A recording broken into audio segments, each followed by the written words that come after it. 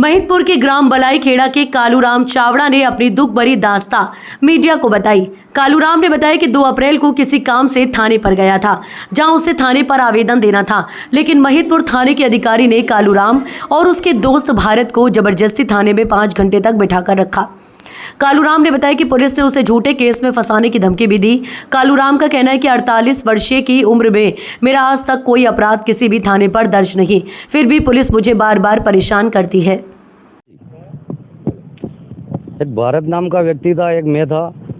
उस टाइम पे हम गए थे समाचार लेने के लिए कोई थाने पे, उनको किसी को कुछ झगड़ा हो गया था गांव में, तो इनके साहब ने हमारे को पकड़ के बिठा लिया। तो हमने क्या सर हमारे को क्यों बिठा रहे, तो साहब का ऑर्डर है। जगह ऐसी चुनी उन लोगों ने कि वो बीच में जहाँ ऐसे दरवाजा है वहाँ हर बार ठोकर लगाते गए, निकलते गए। हमने क्या पेशाब करने जाने दो, तो पेशाब करने भी नहीं जाने दिया उसको, उस लड़के को।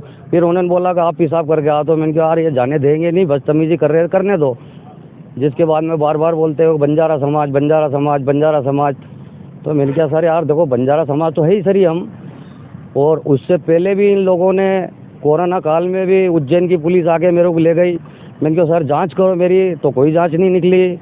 उसके बाद में एक बार फिर पकड़ लाया, मेरे को बीमार था, मेरे हाथ में तागे बंधे हुए, तो कहा आप बाबा हो और उस बाबा को पकड़ के लाओ, उस बाबा की हमारे को तलाश है। तो मैं ये निवेदन करना चाहता हूँ पत्रकार जी से कि ये लोग आखिर में क्या चाहते हैं, पुलिस प्रशासन के लोग मेरे से। और नहीं तो इनको देखो, एक मेरा बालक था वो भी चला गया, मैं पहले ही गम में मानसिक रूप से गोली दवाई खा के मेरा टाइम पास कर रहा हूँ।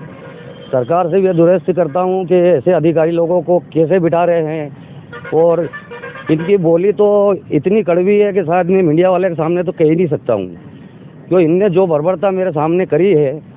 मेरे पास में कुछ गवाह भी है, वहाँ थाने पे बैठा था, वो जो जिनका झगड़ा था उसके पहले मेरे को डाल दिया इन्होंने।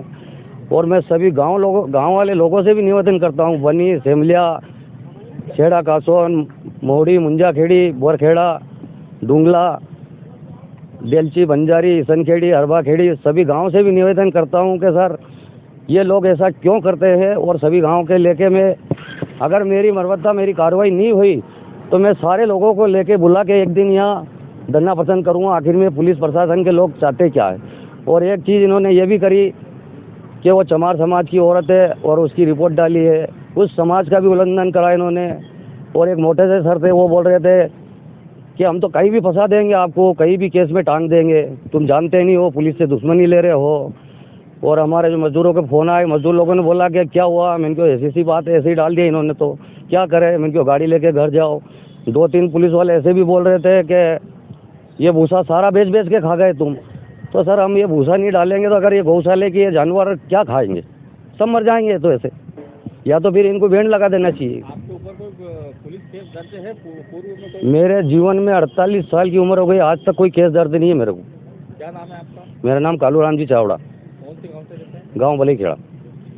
और हर इंसान के साथ में रहा। मैं बहादुर सिंह साहब के पास में भी गया था, तो उस दिन क्या पार्टी का जन्मदिन था और वो डोम पे मीटिंग कर रहे थे।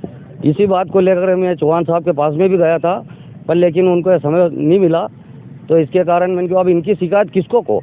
अब ये कह रहे हैं ये तो न्यायालय से भी ऊपर है, अगर न्यायाधीश तो सजा देता है तो उसको तो हर मान्य करता है।